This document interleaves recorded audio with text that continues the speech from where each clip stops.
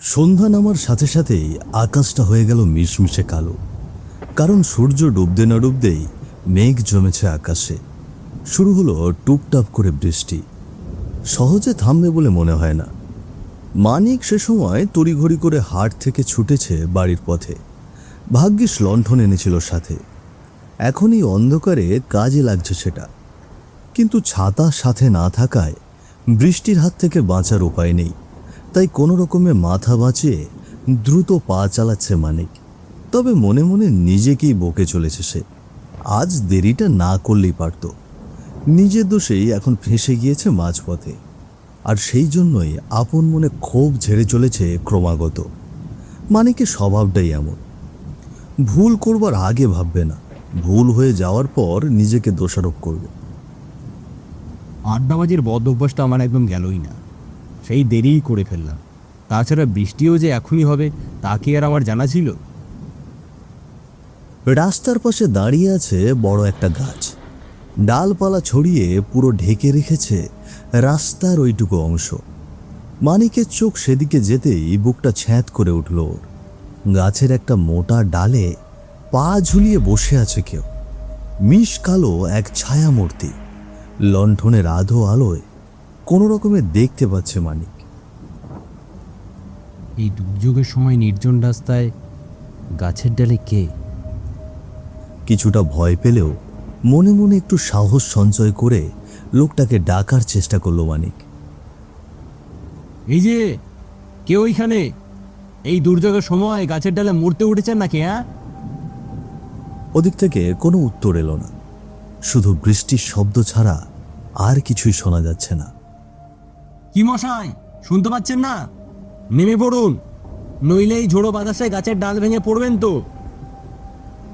এর পরেও কোনো সাড়া নেই। মানিক ভাবল, এত বলেও যখন গাছ থেকে লোকটাকে নামানো যাচ্ছে না, তাহলে কোনো পাগল টাগল হবে হয়তো।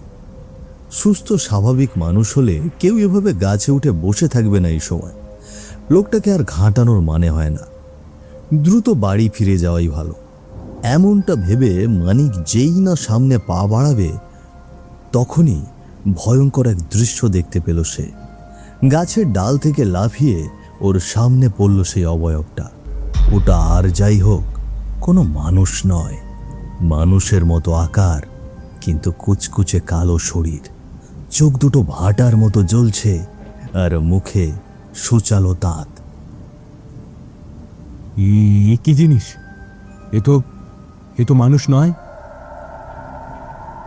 প্রচণ্ড আতঙ্কে নিজেকে সামলাতে পারল না মানিক।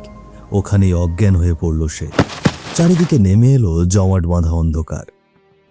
পরের দিন গ্রামে জমে উঠেছে বিকেলের হাট বাজার।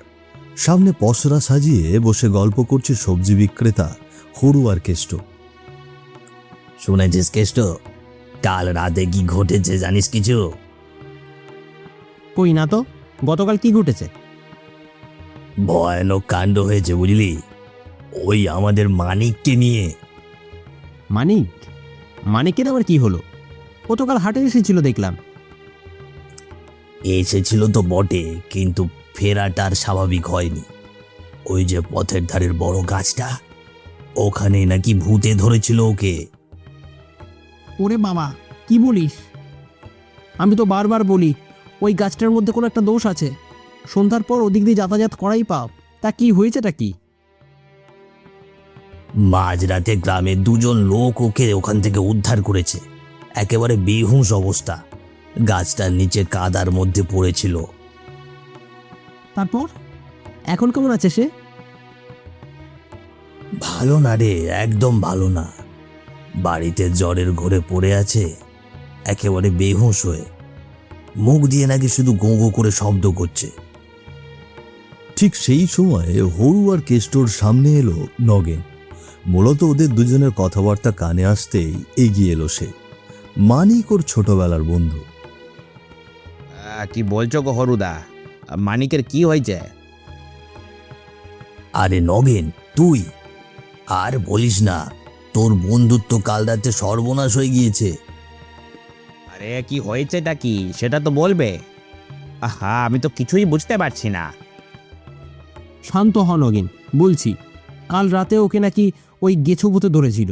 এখন বাড়িতে জ্বরের ঘোরে প্রায় অজ্ঞান। গেছো ভূত? আচ্ছা, তোমরা কি এসব বিশ্বাস করো? নিশ্চয়ই বৃষ্টিতে ভিজে জ্বর এসেছে।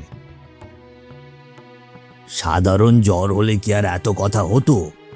ওর চোখ দুটো নাকি জবা ফুলের মতো লাল হয়ে আছে, আর থেকে থেকে নাকি চমকে উঠছে। গতকাল রাতে পথচারী লোকেরা ওকে উদ্ধার করেছে ওই রাস্তার বড় গাছের নিচ থেকে। যা, নিজেই মানিকের বাড়ি গিয়ে দেখে আয় ওর কি অবস্থা। বলো কি হে? তাহলে তো সত্যিই একবার গিয়ে ব্যাপারটা দেখতে হচ্ছে। বাজার থেকে বেরোলে মোড়ের সামনে একটা চায়ের দোকান পড়ে। গ্রামের সবচেয়ে জনপ্রিয় আড্ডার জায়গা বোধহয় এটাই।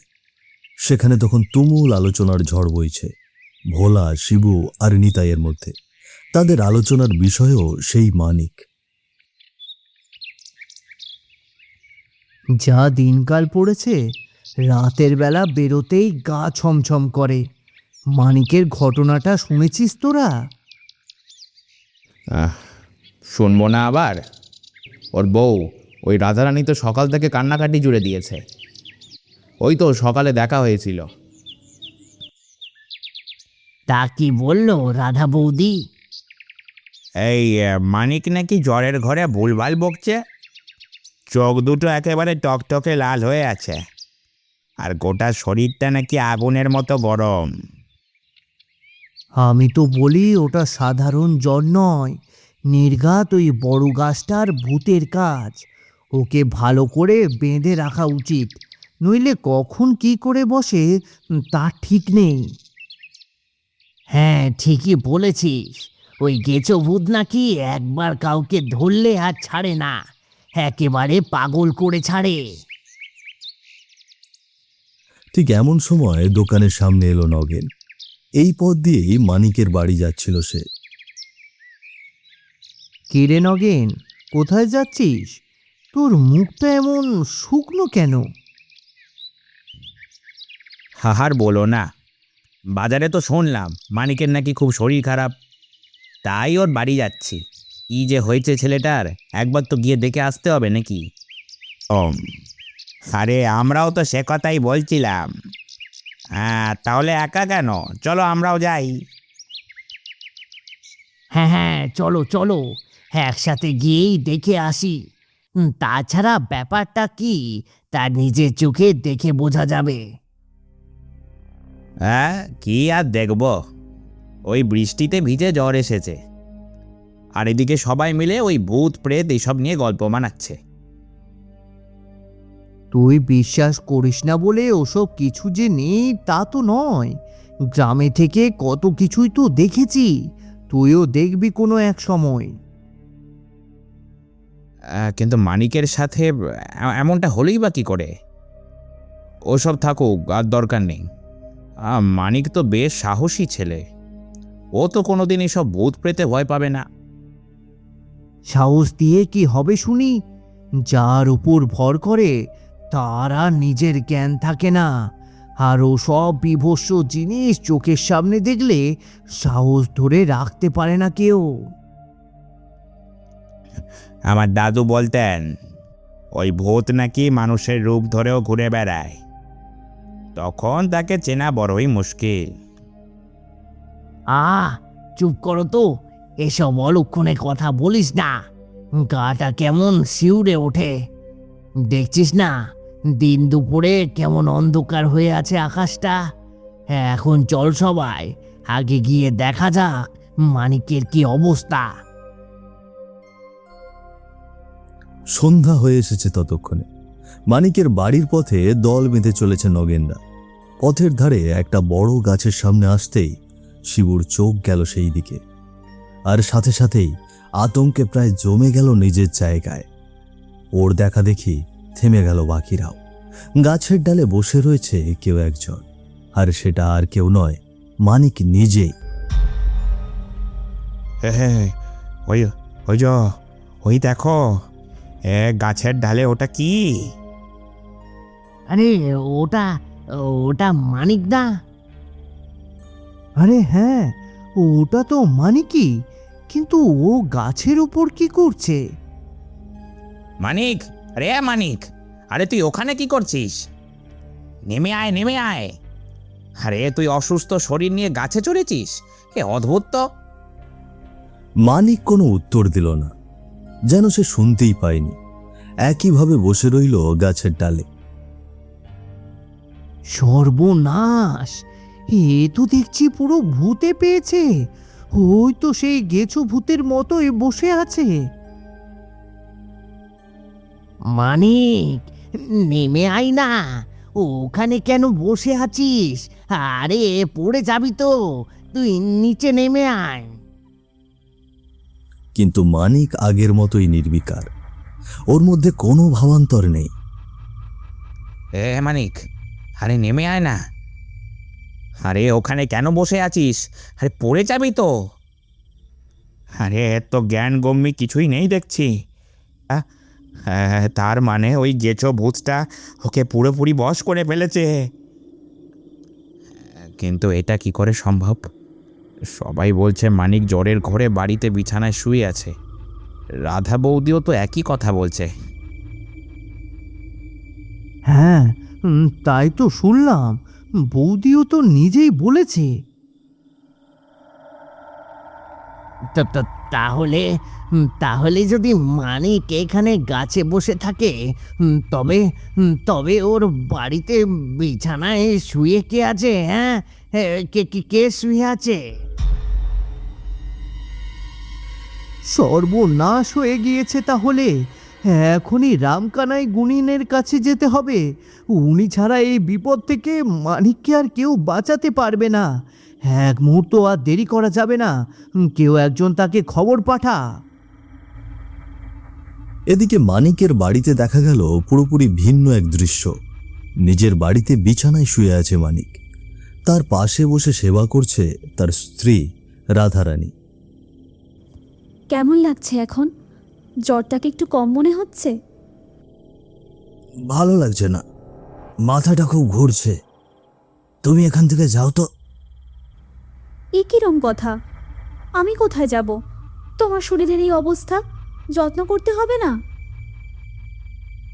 অত সেবা যত্ন লাগবে না আমার, একা থাকতে দাও আমায়। ঠিক সেই মুহূর্তেই কোনো রাগ ঠাক ছাড়াই ঘরে এসে ঢুকলেন রামকানাই গুণিন। তার আকস্মিক উপস্থিতিতে চমকে উঠল রাধারানী। রামকানাইয়ের এক হাতে একটা ঘটি আর তাতে গঙ্গা জল, অন্য হাতে ধরা একটা বড় ত্রিশূল। রাধামা, একটু বিরক্ত করলাম, কিছু মনে করিস না, কিন্তু তোদের ভালোর জন্যই আমাকে আসতে হলো। ওমা, আপনি এসেছেন? ভালোই হয়েছে। দেখুন না, ওর কি যেন হয়েছে। গত রাত থেকে জ্বরে গা পড়ে যাচ্ছে, আর কি সব অদ্ভুত কথা বলছে। গেছো ভূতের খপ্পরে পড়ে কি যে হলো ওর। আমি সব জানি মা, তুই ভয় পাস না, আমি দেখছি। রামকানাই গুণিন ঘরে ঢোকার পর থেকেই কেমন ছটফট শুরু করেছে মানিক। হঠাৎ বাঘের মতো গর্জন করে লাফিয়ে উঠল সে। চোখ দুটো ধকধক করে জ্বলছে তার, টকটকে লাল হয়ে উঠেছে সেগুলো। এখন ওকে দেখলে কেউই বলবে না যে সে মানুষ। কে তুই? কে তুই বুড়ো? আমার ঘরে কেন ঢুকেছিস? বেরিয়ে যা, বেরিয়ে যা বলছি। তোর খেলা শেষ, যার শরীর তাকে ফিরিয়ে দে, অনেক হয়েছে।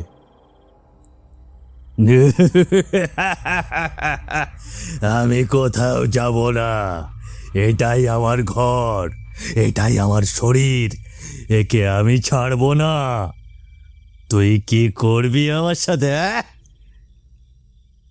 আমি তোর কোনো ক্ষতি করতে আসিনি, শুধু বলছি যার জায়গা তাকে ফিরিয়ে দিয়ে নিজের জায়গায় ফিরে যা। ফের যদি তুই আমার সাথে কথা বলিস, তোকে আমি শেষ করে দেব। রামকানাই গুণিন আর কথা বাড়ালেন না, ঘটি হাতে সামনে এগোতে লাগলেন তিনি। ভাবখানা এমন যেন গঙ্গা জল ছুঁড়ে দেবেন যে কোনো মুহূর্তে। ঘরের ভেতরে তাপমাত্রা হঠাৎ করেই কমে গেল যেন। না না, তোর হাতে ওটা কি? এই, কাছে আসবি না, আমার কষ্ট হচ্ছে, চলে যা বলছি, চলে যা। কিন্তু রামকানাই গুণিন থামলেন না। মানিকের রূপ ধরে থাকা সেই গেছো ভূতের আরও কাছে চলে এলেন তিনি। তারপরেই তার দিকে ছুঁড়ে দিলেন গঙ্গা জল, আর সাথে সাথেই এক বিকট আর্তনাদ করে উঠল নকল মানিক।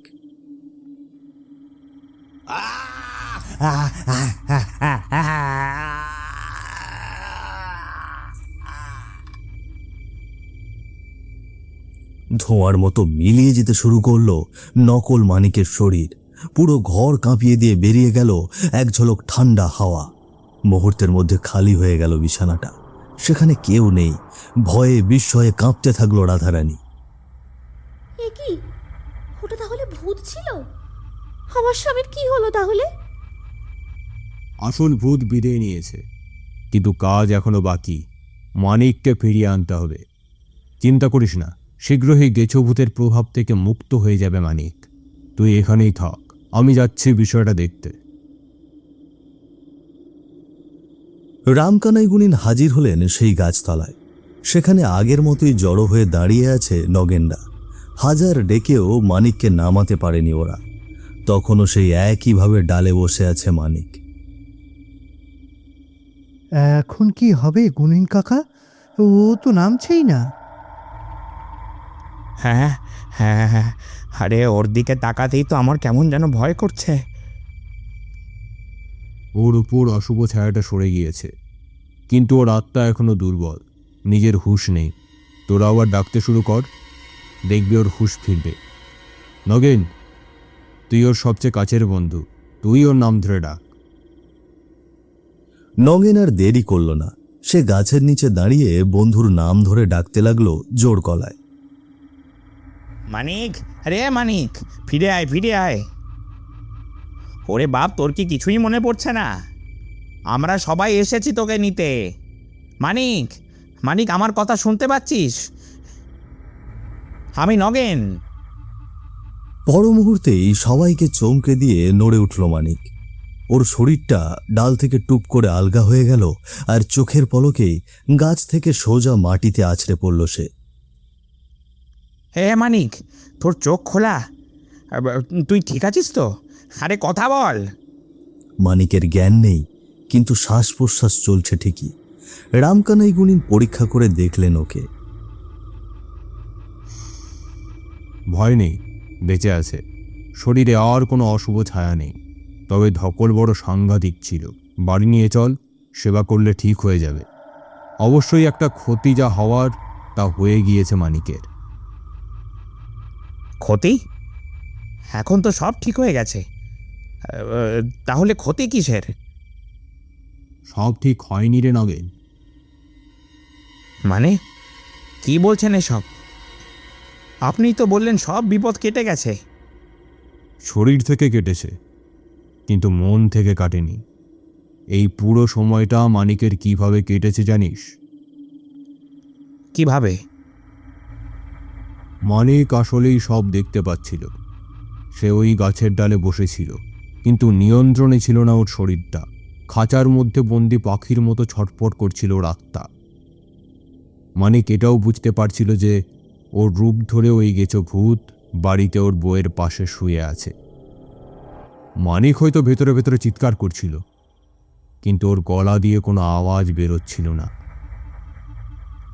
কিন্তু একবার যেহেতু বিপদ কেটে গিয়েছে, ও সব কিছু হয়তো দুঃস্বপ্ন ভেবে একটা সময় ভুলে যেতে পারবে। এটাই বড় কথা। না, ওই গেছো ভূত শুধু মানিকের রূপ নেয়নি। এর আগে ওটা মানিকের ভেতর থেকে কিছু একটা নিয়ে গিয়েছে। কি কি নিয়ে গেছে? মানিকের জীবনী শক্তি। ওর আত্মা অনেকটাই দুর্বল হয়ে পড়েছে, সেই সাথে ওর স্মৃতিশক্তিকেও দুর্বল করে দিয়েছে। যতদিন বাঁচবে এই দুর্বলতা নিয়ে মানিককে বাঁচতে হবে, পুরোপুরি স্বাভাবিক হতে পারবে না। নগেন কি বলবে ভেবে পেল না। যদি সত্যি এমন কিছু হয়ে থাকে, তাহলে আর কিছুই করার উপায় নেই। গ্রামের লোকেদের মুখে আগেও শুনেছে এমন ঘটনার কথা, বিশ্বাস করেনি কখনো। কিন্তু এখন বিশ্বাস করতে বাধ্য হচ্ছে নগেন। সে কেবল স্তব্ধ হয়ে তাকিয়ে রইল মানিকের দিকে। রাত বাড়ছে, হাজার বছরের পুরনো সেই রাত।